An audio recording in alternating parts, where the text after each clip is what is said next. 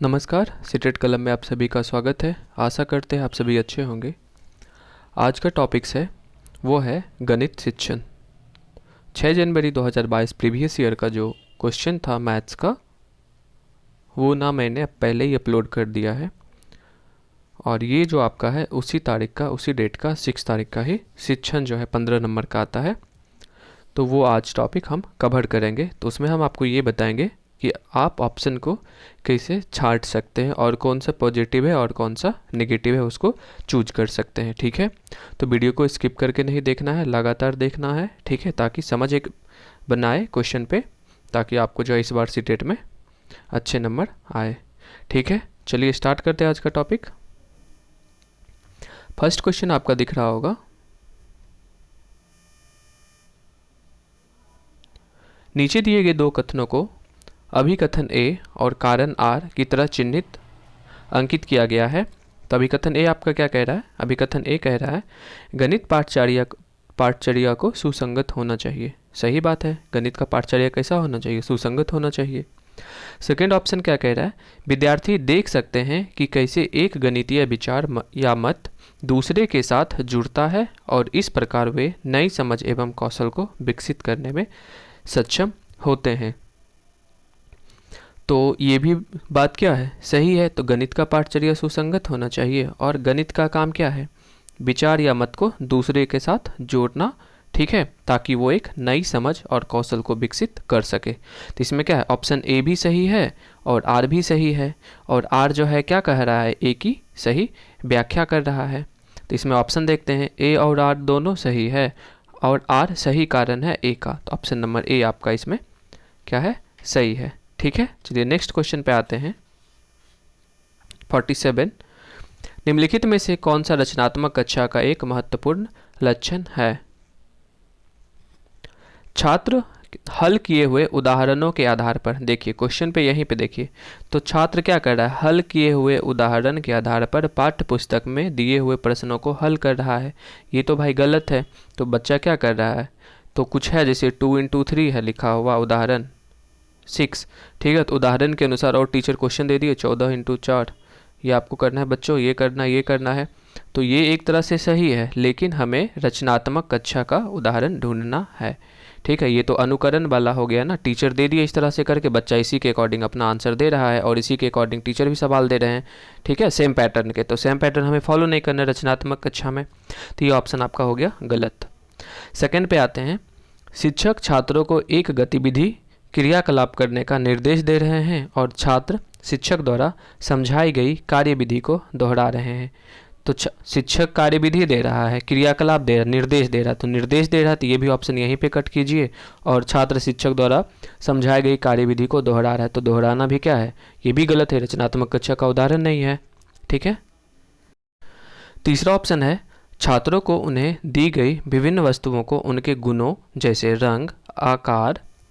रंग है, आकार है, आकृति है, भार आदि के अनुसार छांटने के लिए कहा गया है। तो छात्र यहाँ पे क्या कर रहा है? विभिन्न वस्तु दे दिया गया छात्रों को बोला बच्चों आप ना इसे रंग के आधार पे, आकार, आकृति के आधार पे इसको अलग अलग करो। तो बच्चा तो इसमें खुद अपना दिमाग लगा रहा है कि किस वस्तु का रंग कैसा है, सेम वाले को किस कैटेगरी में डालना है। ठीक है, आकृति सेम जो है उसको किस कैटेगरी में डालना है। तो बच्चा यहाँ पे खुद से कर रहा है। ठीक है, तो ऑप्शन नंबर सी आपका सही दिख रहा है। चलिए ऑप्शन 4 भी पढ़ते हैं। छात्र श्यामपट्ट ब्लैक बोर्ड पर हल किए हुए प्रश्नों को अपनी कॉपी में देखकर उतारने में व्यस्त है। तो बच्चा उतार रहा है मतलब अनुकरण कर रहा है, ये भी रचनात्मक नहीं हुआ। तो ऑप्शन नंबर सी आपका सही है। चलिए नेक्स्ट क्वेश्चन पे आते हैं। नेक्स्ट क्वेश्चन आपका है, निम्नलिखित में से कौन सा प्राथमिक कक्षा की पाठ्यपुस्तक का महत्वपूर्ण लक्षण है? तो फर्स्ट आपका ऑप्शन है, संकल्पनाओं को बच्चों के दैनिक जीवन के अनुभवों से जोड़ा जाना चाहिए। संकल्पनाओं को केवल गणितीय भाषा एवं चिन्हों के साथ प्रयोग के द्वारा समझाना चाहिए। औपचारिक कलन विधि के उपयोग द्वारा प्रश्नों को हल करने पर बल देना चाहिए। तो औपचारिक आ गया, औपचारिक कलन विधि ऑप्शन आपका यहीं पे गया। हमें औपचारिक तरीके से बच्चों को नहीं पढ़ाना। जब भी संभव हो संकल्पनाओं को मूर्त उदाहरण के साथ प्रस्तुत करना चाहिए। तो ये ऑप्शन सही लग रहा है कि बच्चों को जब भी हमें पढ़ाना है कोई चीज़ तो मूर्त उदाहरण देके पढ़ाना है। जैसे हमें बच्चों को पढ़ाना है, बच्चों 1 + 1 2 होता है, तो आप ना उसे एक बॉल दे दो एग्जाम्पल में, ठीक है बच्चों, ये बॉल है और एक ये बॉल है, ये दोनों बॉल ना मिलके कितने बना रहे हैं, तो बच्चे बोलेगा 2, ठीक है। तो मूर्त उदाहरण दे के पढ़ा रहे, बच्चा भी क्या कर रहा है, समझ रहा है। फिर कह रहा है संकल्पनाओं को बच्चों के दैनिक जीवन के अनुभवों से जोड़ा जाना चाहिए। ये भी सही है कि बच्चा का दैनिक जीवन, ठीक है, दैनिक जीवन में जैसे बच्चा यूज कर रहा है, पेंसिल है बच्चे के पास, तो बच्चे को बोला जाए बच्चा एक पेंसिल तुम्हारा, ठीक है, और एक पेंसिल तुम्हारी दोस्त का, ठीक है, दोनों मिलके ना कितना हुआ, तो बच्चा बोलेगा 2, ठीक है। तो ये हुआ दैनिक जीवन, ठीक है। घर में जैसे मम्मी कितने पैसे दिए आपको, 1, पापा कितने दिए, कितने हो गए, 2 हो गए, तो ये दैनिक जीवन के अनुभवों से जोड़ा जाना चाहिए। तो ऑप्शन ए भी सही है, डी भी सही है। संकल्पनाओं को केवल, केवल वाला तो ऑप्शन क्या होता है आपका, नेगेटिव होता है, यहीं आप इसको हटा सकते हैं। गणित भाषा और चिन्हों के प्रयोग, गणित भाषा से आप बच्चे को सिखाएंगे, नहीं सिखाएंगे, तो ए और डी सही है। चलिए इसका ऑप्शन देखते हैं,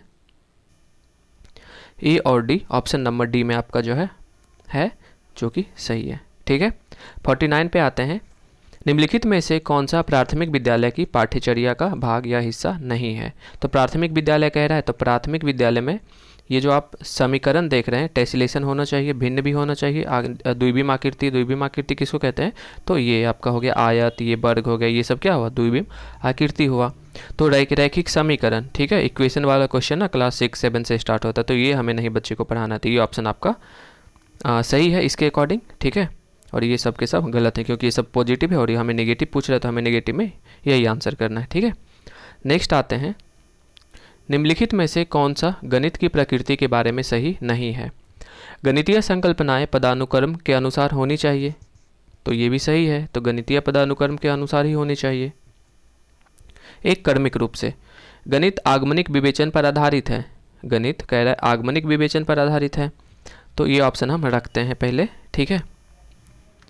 गणितीय संकल्पनाएं प्रकृति में अमूर्त है, सही बात है, गणितीय संकल्पनाएं क्या है, अमूर्त है। गणित में कोई भी चीज़ सोचता है बच्चा क्या, अमूर्त के रूप में। गणित का अपना चिन्ह, शब्द, भाषा का समुच्चय है, तो गणित का अपना चिन्ह होता है, अपना शब्द होता है, भाषा का समुच्चय होता है, तो इसके अकॉर्डिंग आपका ऑप्शन नंबर बी सही हो जाएगा, क्योंकि गणित जो है आगमनिक विवेचन पर आधारित है, जो कि ये गलत है, ठीक है। जैसे आप सीखने भी चाहते हैं तो क्या होता है, आपको बच्चे पहले से बता जाता है, रेक्टेंगल, ये आयत का फॉर्मूला होता है 2 × L + B परिमाप उसका, ठीक है। तो आप ना इसको यूज करके आप ना कर रहे हैं। अधिकतर स्कूल में बच्चे को यही सिखाया जाता है, ना कि उदाहरण दे के फिर वो बताया जाता है, करना चाहिए। तो गणित आगमनिक विवेचन पर आधारित है, तो ये ऑप्शन आपका कह रहा है कि गणित के प्रकृति के बारे में सही नहीं है, तो यही आपका सही नहीं है, ठीक है। बाकी ए भी सही है, पदानुक्रम के अनुसार होना चाहिए। गणित की संकल्पनाएँ या प्रकृति क्या होती है, अमूर्त होती है, तो सही है। गणित का अपना चिन्ह शब्द होता है, तो ये भी सही है। नेक्स्ट क्वेश्चन पे आइए, जब 6050 को अंकों में सब लिखने के लिए कहा गया, एक छात्र ने उत्तर 650 लिख दिया, सही है। 6050 की जगह पे बच्चा क्या कर रहा है, तो बच्चे को लिखने के लिए कहा गया, आप ना लिखो 6050, ठीक है, बच्चा लिख दिया 650, क्योंकि जीरो का ना वो स्थानीय मान का ज्ञान ही नहीं है बच्चे को। तो इसके अनुसार हमें कथन ढूंढना, उपयुक्त कथन। तो छात्र को 10 समान प्रकार के प्रश्न हल करने के लिए दिए जाना चाहिए, तो देने से क्या फ़ायदा बच्चे को, अगर बच्चा गलती कर ही रहा है, सेम प्रश्न देने से कोई फ़ायदा ही नहीं है, तो ये गलत हो गया। समान प्रकार के प्रश्न हल करने के लिए देगा, नेगेटिव है, गलत करना है। बेस 10 एवं स्थानीय मान की संकल्पनाओं को मूर्त सामग्रियों के उपयोग से सुदृढ़ करना चाहिए, तो सही है। तो बेस 10 एवं स्थानीय मान की संकल्पना, तो स्थानीय मान की संकल्पना रहेगा, बच्चा तो सीखेगा ही, तो ये आपका सही है। और मूर्त सामग्रियों का भी उपयोग करना चाहिए। शिक्षकों को सही उत्तर देना चाहिए और अगले प्रश्न पर बढ़ जाना चाहिए, ये भी गलत है। उत्तर दे दिया, बढ़ गया आगे प्रश्न, बच्चा समझा नहीं समझा ये भी तो देखना है। यह अनजाने में की गई गलती है, अतः शिक्षक को ऐसी गलतियों पर समय बर्बाद नहीं करना चाहिए, तो ये भी ऑप्शन आपका क्या है, गलत है। शिक्षक अपना समय बर्बाद क्यों करे, बच्चा अगर गलती कर रहा तो ये क्या है, ये तो गलत है। शिक्षक को तो टाइम देना चाहिए बच्चे के ऊपर।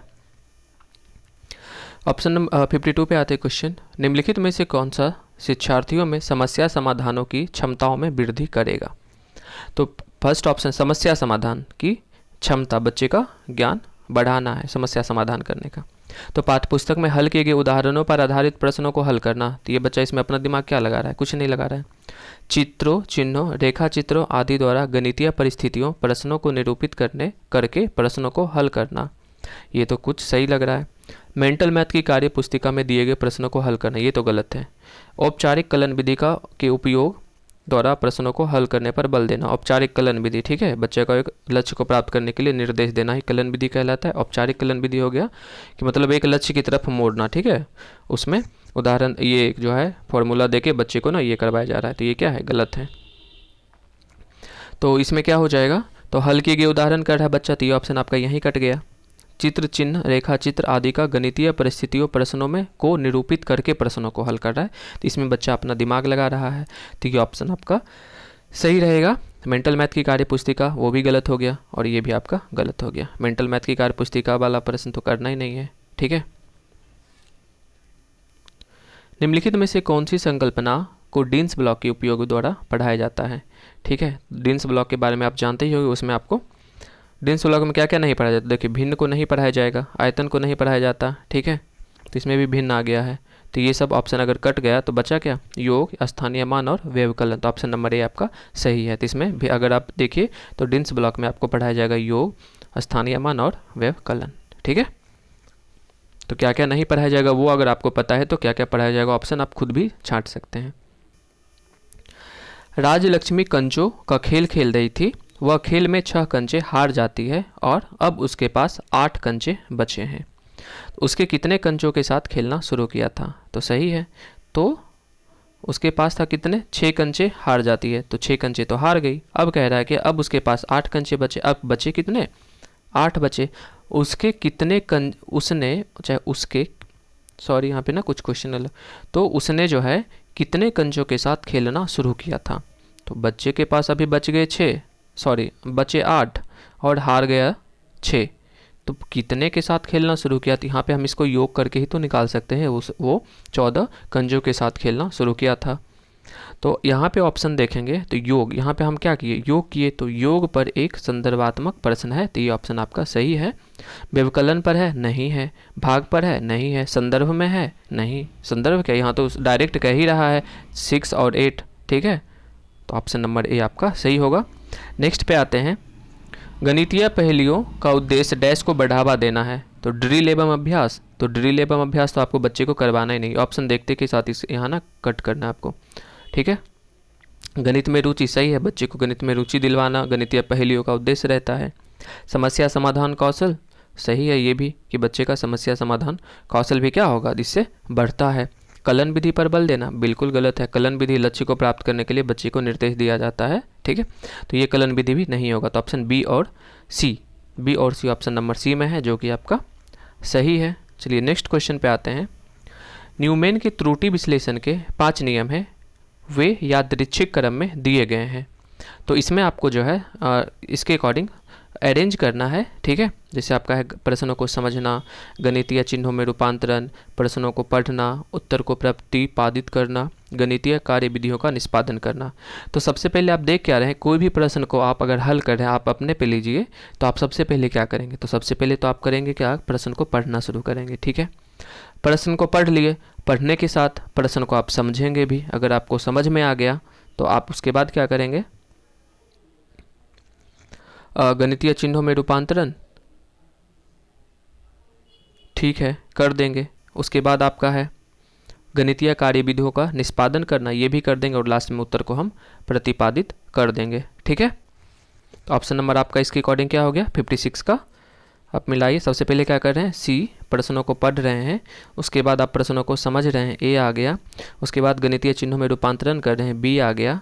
उसके बाद आप जो है कार्य विधियों, गणितीय कार्य विधि का निष्पादन कर रहे हैं, जो आपको कार्य करना है उसके ऊपर उसका आप निपटा दिए, लास्ट में आपने उत्तर को दे दिया। तो सी ए बी ई डी, सी से स्टार्ट नहीं, गलत, सी ए बी ई डी, देखिए ये ऑप्शन आपका बी जो है ये सही है, और ये ऑप्शन आपका गलत है, और ये तो गलत ही है, तो ऑप्शन नंबर सी है। तो बस इसी के अकॉर्डिंग आप अपने पे लेके समझिएगा, तो हर एक क्वेश्चन आपका क्या होगा, सही होगा।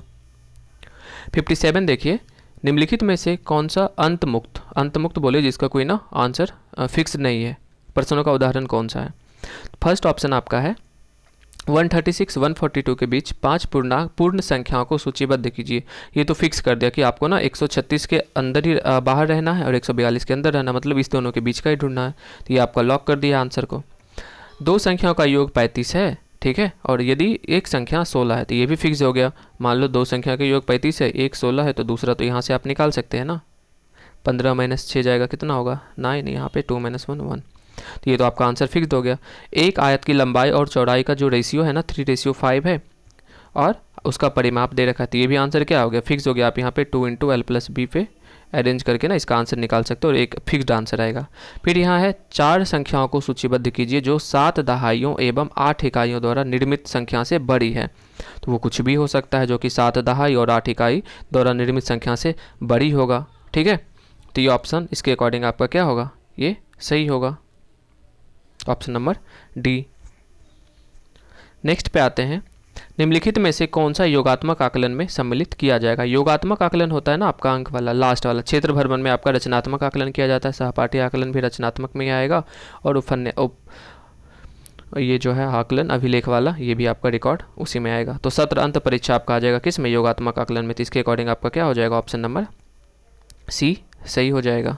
ठीक है, नेक्स्ट पे आते हैं, जब 45 को 5 से गुना करने को कहा गया तो एक छात्र ने 45 को 5 बार जमा कर दिया। ठीक है, मतलब टीचर कहे 45 को ना आप 5 से गुना कर दो, बच्चा बोला अरे सर 45 को आप ऐसे भी तो लिख सकते हो, ऐसे भी तो हम कर सकते हैं। इसने क्या किया, बच्चा डायरेक्ट 5 बार ऐसे लिख के और ऐड करके दे दिया टीचर को। तो वही कह रहा है, निम्नलिखित कथनों में से कौन सा कथन दिए गए संदर्भ के संबंध में अति उपयुक्त है। तो छात्रों के पास गुणन की संकल्पनात्मक समझ नहीं है, छात्रों ये भी हम नहीं कह सकते गुणन की संकल्पनात्मक समझ नहीं है। ठीक है, छात्रों द्वारा उपयोग की गई रणनीति उसकी रचनात्मकता को दर्शाती है क्योंकि वह योग के ज्ञान को गुणन में विस्तारित करने में सक्षम है। ये बिल्कुल सही है कि इसमें छात्र अपना रणनीति का यूज कर रहा है और उसकी जो रचनात्मकता है वो दर्शाता है। मतलब उसको था गुणन करना, लेकिन उसने क्या किया, योग के ज्ञान को गुणन में क्या किया, विस्तारित कर दिया। था हमें यहाँ पे ना छात्र क्या कर रहा है, छात्र के बारे में ना पॉजिटिव सोच रखना है। ऐसा नहीं कि छात्र के पास गुणन की संकल्पनात्मक समझ नहीं है इसी के लिए उसने ऐड कर दिया, ऐसा नहीं सोचना। ठीक है, तो ये ऑप्शन आपका गलत हो जाएगा। सी में देखिए, छात्रों द्वारा अपनाई गई उपयोग की गई रणनीति लिखित परीक्षा में उपयोग नहीं की जा सकती। क्यों, तो जो छात्र रणनीति अपना रहा है ये वाला, तो आप इसका यूज नहीं करेंगे लिखित परीक्षा में, बिल्कुल कर सकते हैं, कोई दिक्कत नहीं है। तो ये भी ऑप्शन आपका गलत है। गुणन के औपचारिक कलन विधि का उपयोग को अनौपचारिक रणनीतियों के उपयोग से अधिक महत्व मिलना चाहिए। अगर आप बच्चे को औपचारिक कलन विधि पे महत्व देंगे तो बच्चा स्टार्टिंग में स्कूल आता है प्राथमिक स्तर पे, वो तो अनौपचारिक ही सीखेगा। आप बॉल लेके दिखाओगे, बच्चे ये देखो इधर 2 है इधर 2 है, कितने हो रहे, 4 हो रहे, तब बच्चे को नहीं, आप ना कॉपी पे लिखो 2 × 2 4, 2 + 2 4, तो ये ना क्या होगा, ये गलत हो जाएगा। तो सबसे बेस्ट आंसर आपका है ऑप्शन नंबर बी, छात्रों द्वारा उपयोग की गई रणनीति उसकी रचनात्मकता को दर्शाती है और योग के ज्ञान को गुणन में विस्तारित करने में सक्षम है। चलिए नेक्स्ट क्वेश्चन पे आते हैं।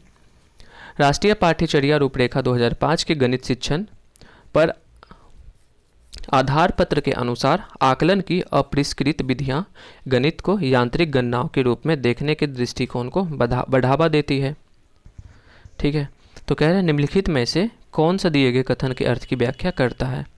तो आकलन की अपरिष्कृत विधियां, ठीक है, अपरिष्कृत विधियां कह रहा है गणित को यांत्रिक गणनाओं के रूप में देखने के दृष्टिकोण को बढ़ावा देती है। चलिए ऑप्शन देखते हैं। गणित के आकलन की प्रकृति ने गणित को केवल समस्या समाधान हेतु कार्यविधि और अभिकलनीय कौशल को समाविष्ट कार्य करने के रूप में प्रस्तुत किया है। दूसरा ऑप्शन देखते हैं, केवल रचनात्मक आकलन विधि गणित में आकलन का भाग होना चाहिए। तो ये भी नहीं कह सकते कि केवल रचनात्मक को ही हम गणित में आकलन का भाग मानेंगे। अभिकलनीय कौशल गणित शिक्षा का महत्वपूर्ण भाग है, अतः गतिविधियों के द्वारा मूर्त सामग्रियों का उपयोग करते हुए अभिकलन पढ़ाया जाना चाहिए। ये तो पॉजिटिव लग रहा है।